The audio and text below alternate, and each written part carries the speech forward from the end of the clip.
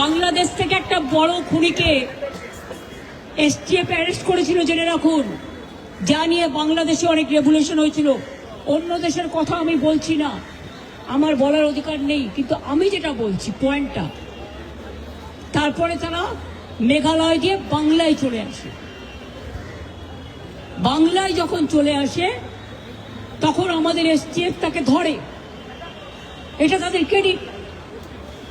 তারপরে home minister নিজে আমাকে ফোন করে বলছেন, এতদিন তো কই আমি বলিনি, মুখ করিনি, আজকে অত্যাচারের শেষ সীমায় গেছেন বলে।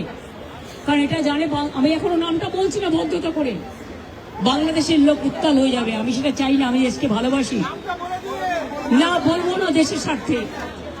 কি বললেন? आप थोड़ा आपको बंगाल पुलिस को बोल दो ये बात बाहर में नहीं कहने के लिए,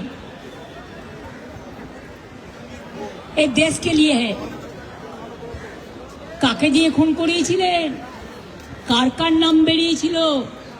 আজ গভর্নমেন্ট চেঞ্জ হলেও মনে রাখবেন, আমি তো সবটাই জানি। আমার হৃদয়টাই একটা কথা ভান্ডার, তথ্য ভান্ডার, সত্য ভান্ডার। আমি তো সম্পদের ভয়ে কর্মীদের জলে ভাসিয়ে দিয়ে দল ছেড়ে চলে যাব না। আমার তো এক সেকেন্ড লাগতো। আমাকে তো কতবার বলেছে, क्या चाहिए हर कुछ कर देंगे अगर आप हमको मदद करेंगे तो।